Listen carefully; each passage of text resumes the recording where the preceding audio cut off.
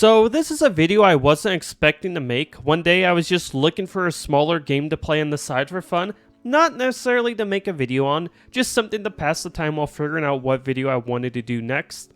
But anyways, while I was scrolling Twitter, I saw a game called Withering Rooms and thought it looked pretty interesting. Nothing crazy, but figured, hey, indie game made by a small dev team? Yeah, I'll try that out, support them with a purchase, but what I didn't know is the fact that I would find this game so damn good and addicting to the point I would feel compelled to make a video on it. Because while I do have some issues with the game, from start to finish, Withering Rooms is full of surprises that kept me hooked and wanting more. Now you're probably wondering, what exactly is Withering Rooms?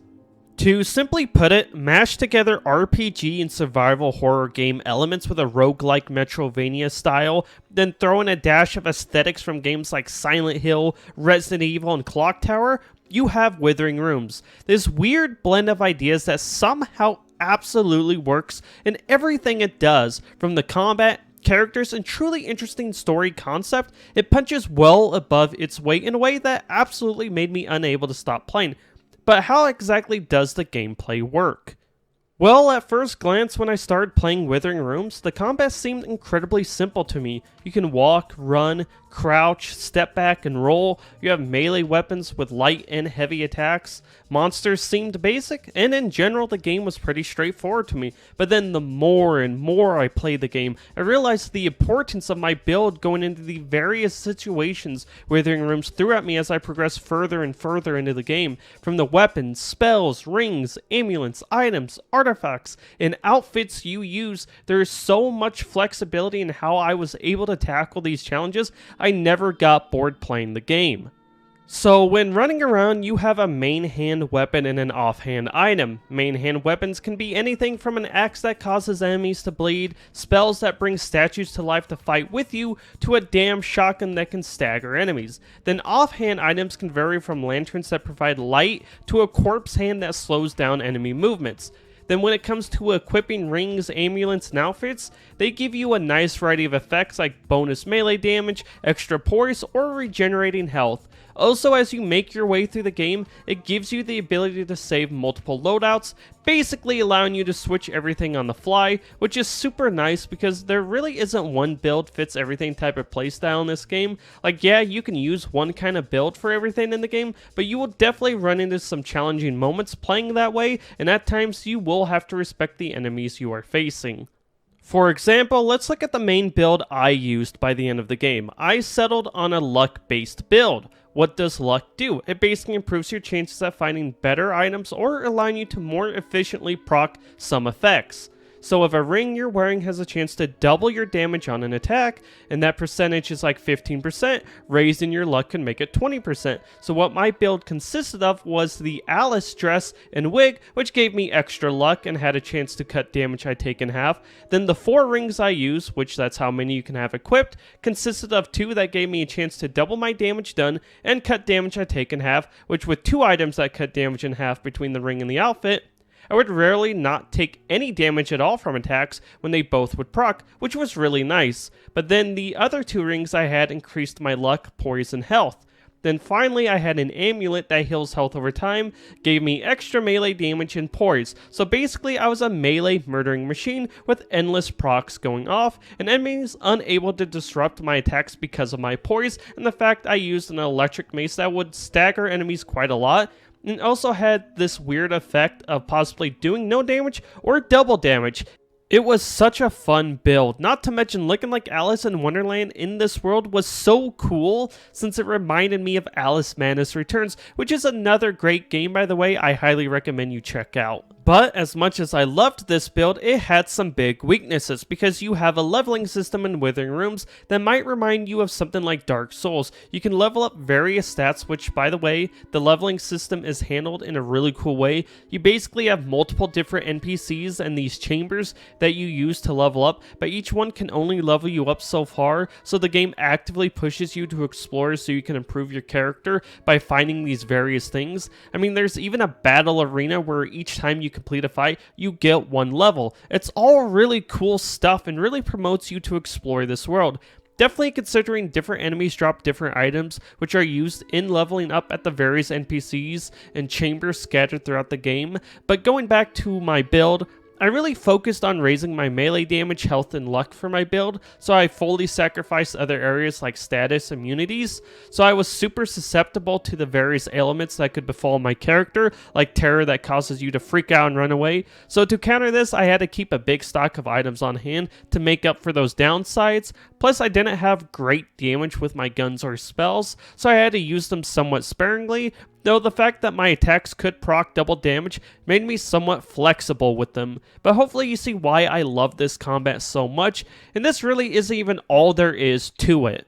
You also have these ghost type enemies that can't be killed unless you use a camera fatal frame style. Like, I'm not even joking when I say this game has it all, and none of it feels out of place, which, by the way, I haven't even got to the most interesting mechanic yet in the game, and that's the cursed mechanic.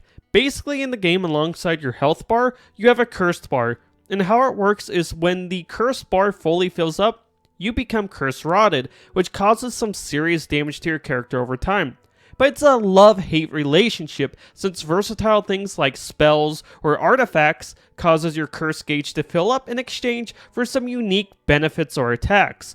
Also, the more cursed you are, the more the environment changes, leading to it looking completely different, not only in just atmosphere, but also opening new pathways, revealing items, allowing you to see ghosts easier, and adding to the tension of combat situations.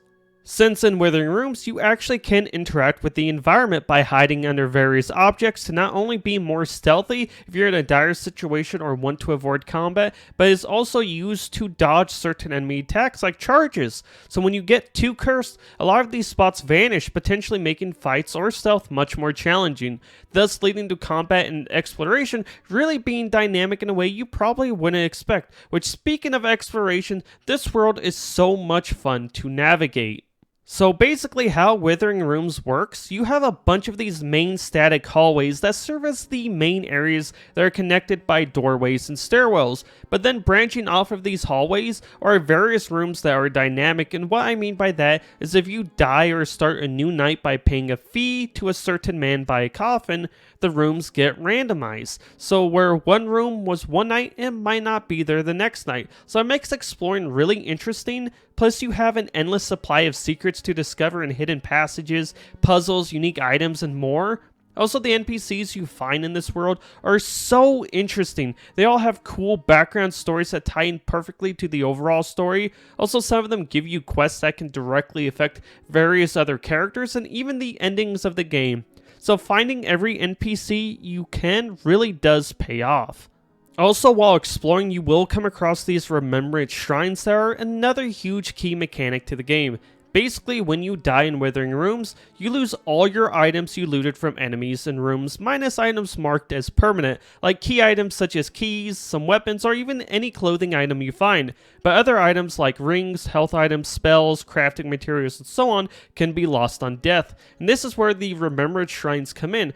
With each shrine you make an offering to, you get another item to remember. So if there's a ring you really like or weapon, you can make it so you never lose it, even after death, which you can change around your remembrance items so you're not strictly stuck with the ring you chose. You can unremember it and choose something else in its place if you want. And this gets really generous. By the end of the game, depending on how much you explored, you will have well over 30 items you can remember. So the penalty of death becomes really not that bad. So you get this strange feeling of the game starting almost like a survival horror game with how much you manage your items to an action RPG where you're tearing through endless monsters. It really is a cool evolution to see. Which I need to say, the enemy variety is fantastic in this game. You're almost always coming across a new kind of enemy, and a lot of them provide different challenges thanks to not just that variety, but because they can also move between rooms and react to noises caused by the player, like shooting a gun or running down the hallways. Also, the bosses are top tier. I really enjoyed fighting them, and some of them really were a pain in the ass in the best kind of way that made me respect the mechanics of the game. Though I will say, since the entire game is a grounded experience, which by that I mean your character can't jump, and all rooms are basically flat, it does get a little samey in that regard. It made me wish there was something environmentally to shake up the gameplay outside of just forcing status elements on the player, like having gaps to jump over or like hilly areas where guns could be used in more dynamic ways. Also, ghosts, while a really cool concept, and though there is a nice variety of them, they all take one single camera shot to take out, so they all just feel the same to fight. Like, I would have made it so some took 2 or 3 shots, or made it so after snapping a shot, you had to then attack them to finish them off, since maybe snapping the shot made them into a physical entity. Just anything to make those encounters more dynamic. Anyways, going on from there, I will say there is some amazing replayability to the game, as well with both New Game Plus and the Arena, which I'll keep the spoilers to a minimum as to not ruin anything with these. Basically, with the Arena, after doing everything available to you related to the Arena in terms of quests and fights, you unlock the ability to do custom fights against the various enemies you have met across the game, and the customization is really good, and if you're looking for a true challenge or just want to test different builds, this will easily fill that need for you. Then as for New Game Plus, outside of seeing the various endings, there is not only new types of enemies running around, but you unlock a brand new questline that is truly challenging and has some dynamic elements to it, like a nemesis type enemy that will hunt you down, and some awesome additions to combat. So the game doesn't stop evolving, even with New Game Plus.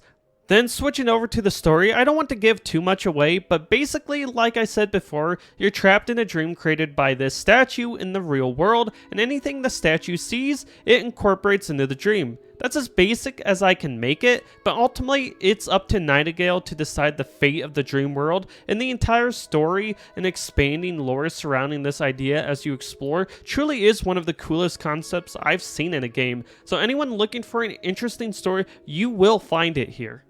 So with that said, in general, Withering Rooms really does nail everything from the gameplay to the story, unique art style with beautiful environments that are brought to life by an amazing soundtrack. It's just one of those indie games that has completely blown me away, and I'm sure some people have known about for a while, since I believe from what I saw, it's been in early access for over a year before its full launch a few weeks ago, so I'm sure it had some growing pains during that early access period, but either way, I'm glad I found it now, because I truly do believe it's a game worth experiencing. If I can get one person to try the game out from this video, that's good enough for me.